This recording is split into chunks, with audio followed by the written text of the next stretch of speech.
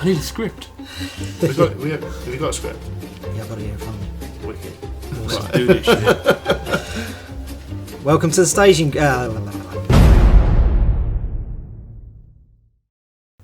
Welcome to episode 2 of the Staging Ground, a 40k Conquest Battle Report video series. In today's episode, we're going to be talking about our top 3 cards for the Jungle of Nectavus. Right. Well, before we get into our top 3 of the Jungle of Nectavus, which is the first pack of the Death Wild Cycle, I believe, is it? It is, yeah. Yeah, okay. Before we go into that, I just want to say thanks, everybody, for watching our last video.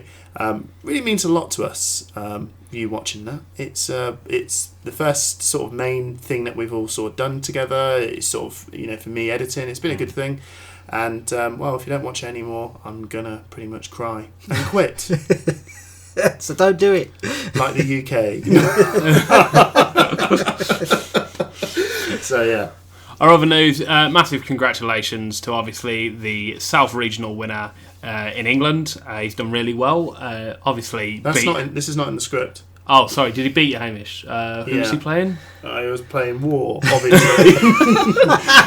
But no, really well done, Hamish. He came second and did a fantastic job. He'll be explaining his marvellous deck throughout this series, and what a great job he did. So, congratulations, well Hamish. done, dude. And I just want to say thanks, Gregor. You were a top opponent. It was really hard. Well done. Now we've had all the back slapping and high fiving out the way. We're back to Look, man. So we're back to the Traxxas sector with a bump. This time we've landed in the jungles of Nectavus, and just one of us just may be licked to bait. That's you. It's your Yeah. Is it? You're licked to bait. You're licked to bait. Go on. I'll go first. Yeah. Don't push me out the door. I'm going to kick you down the hole. So my number 3 is Commando Sneakers. This guy being able to ready another unit as he comes in is a massive advantage, especially if you leave him to the end of the combat round when your opponent is all exhausted. That's just so cool. Yeah, I'm going to go with Commander Sneakers as well. I'm going to talk a bit more about him in my top 1 because he can trigger off some really good abilities. And he's going to be amazing with Nazdreg in the future. Yeah, so Nazdreg's brutal ability can kick in. He can play it on Nazdreg's flash kits to get 3 attacks out of this guy, going up to attack 4. If you put him in Old Zogwart, you can target Zog himself or his signature army unit, and you'll generate a Snotlin. Where did that come from? Indeed. Gorzod, if you've got the signature support out, then that gives any vehicle Orc affiliation, so you could just trigger it on a Lehman Russ Conqueror and just smack your opponent for 6. Awesome. Brilliant card. Yeah. I mean, if it's Orc, right? Yeah, if it's Orc. If it's Orc, yeah. Right. My third one is going to be the, I'll call them the angry Wraithbane. Or Furious. Furious Wraithbane. Yeah, that's my third one. He is I'm not so much looking into an Eldar's perspective. I don't really look at Eldar too much, but it's more of a Necron future card for me, just because of the lovely little text saying drone. Plus he's 3 cost, 3/3. Good cost effective unit in my opinion. Yeah, it's brilliant. Yeah, that's my third one. That's my number 2. Having a card that readies is fantastic, and he doesn't even ready for a combat action, so it's like a Nazdreg's flash kits, but better. Once per phase, it's okay. Yeah. It's okay. Yeah. But it gives you massive action efficiency, and the more actions you can take in a combat phase, you've got the advantage. He fits in with the Elder Alpha Strike, and it forces your opponent to kill him, and you can just bring him back with Gift of Asia. Yeah, that's scary actually. Yeah, it's awesome. With that thought, that's actually really scary. Being able to bring it back with Gift. If you put him in the vehicle deck and you've got Bone Singer Choirs, you're getting this guy in for 1. He's immune to Wraith Knight's effect. What do you mean you put him in the vehicle? You put him in the Elder Wrath vehicle build, and you've got Bone Singer Choirs. Because he's a drone, he exhausts. Oh yeah, I thought you were just going to shove him in the vehicle. I was like, well, how'd you do that? Anyway, Sam, what's your second one? Keeping it short, Furious Wraithblade, just because you stick a nice attachment on him, put him in Space Marines, put him in Space Marines? Space Marines, what did I say that? Oh, that's heretic talk, that is. Stop and start again. No, it's fine. Never stop. Yeah. All right, well, we're just going to go for the... Oh, no, it's me. Yeah, You're what's your two. second? Your second. Oh, wow, I was jumping ahead. All right, my second one will be the Invocator. I forgot his name because I can't pronounce it. Neither can I. No. He's a fallen. Fallen over man. Ow! Ow! Yeah, so he's my favourite. I'll keep it short and sweet. Ability is pretty good for what it is. His health is a bit low, and his attack is a little bit low for my liking. And plus 1 command, I think that's not very great for how much he costs for an elite, but his ability does make up for it. But the big thing I like about him is the fact that he is an elite and he is a unique unit, so that is a very good way of stopping a lot of event cards that are going to target elites and uniques. So no Doom, no Exterminatus, no Archon's Terror.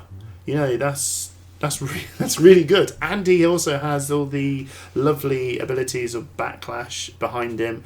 And from what I see so far, and that's coming out in this pack, that we've got some units that are pretty much making elites harder to deal with, and he is going to be one of them. That's my second one. You can recycle your shields like Shadow. Yeah. Zeech's Firestorm, bring that back. Shield. Internal Gateway for Zaratha, you bring that back. It's all power cards, and Warpstorm, of course, as well. So, bing. Cool. Sam, number 1. My number 1 is, because I'm an Orc player, is Blitz Bomber, and I'm just going to talk you through a scenario. I mean, don't get me wrong, Nazdrag is going to be amazing because you can come in, deal lots of damage. So this scenario is with Nazdrag out the planet. You come in with Blitz Bomber. You've gone through. Yeah. You've done your attack. You've gone through. Everything else is exhausted. Right. You're exhausted at the other planet. No one's coming back. This is some scenario you're creating here.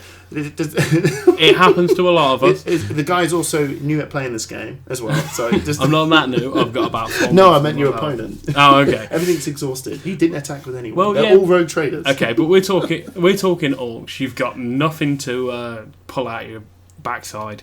So, but now we have. What are you on about? You've got nothing to pull out anyway. So he's exhausted. You first of all you apply a smash and bash. 3 indirect damage, 1 damage to him. So this is after you first hit. You first hit for unit, 3. You hit.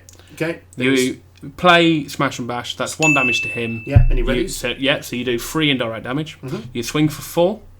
Yeah, because he's Nazdrag. Yeah, because he's Nazdrag. You then bring in Commando Sneaks, which then deals in 1 damage. Which then you ready, deal 3. Yeah, got that. Swing for 5. Right. Yeah. So this is obviously where they're not playing it. They've run out of events, But yeah, they're doing some damage. But you got some shield cards. Got you right. And then you attack again. So you've attacked for 5, and then you bring in a standard bearer to you finish off the rest of the units, and then you attack again, and then you end ready at the end of the turn. If you've got any units after that, then you've done really well. Yeah, that's the one Boris combo. Yeah, it's the one best of combos. all very situational and all never going to happen. I love it. But it's going to be great fun. Well done. It costs you 7 to do it. Living the dream.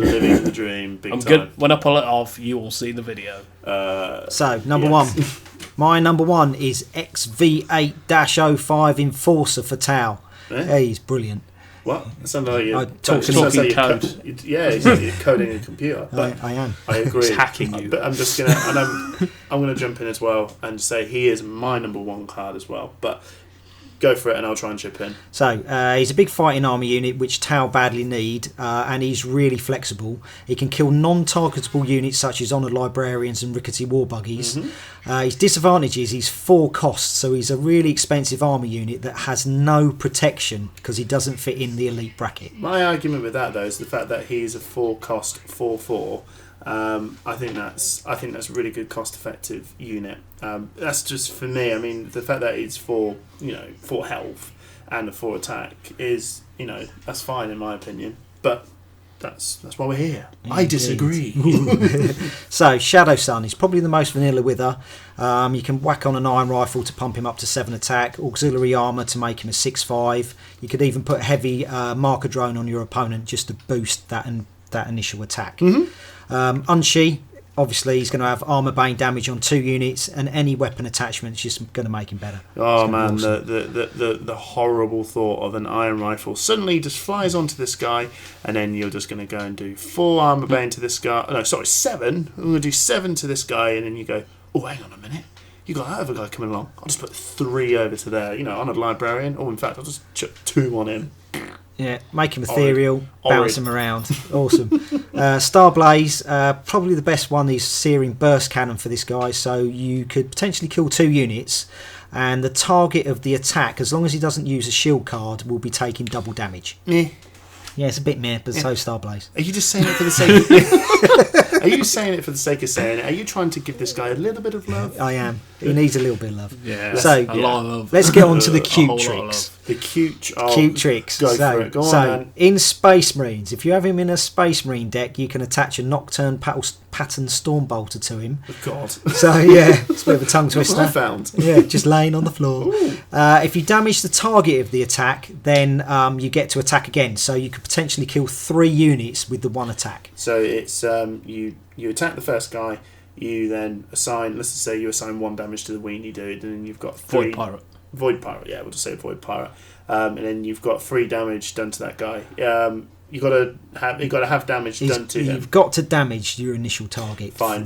for the Stormbolter to kick in. So they shield it, they take the damage, and then you do the printed value of the attack, which is 4, to another unit. So you're looking at probably 3 to 2 damage on the initial, 1 damage to the other guy, and 4 to... That's horrible. It's awesome. It's brilliant. that is Going to do some decent damage. Squeezing him into a Space Marine deck, yeah, you might have a few problems. So that is our top 3. Oh, we should just let us know what you think about it in the comments. No, I have no interest in what people think. They can all go do one.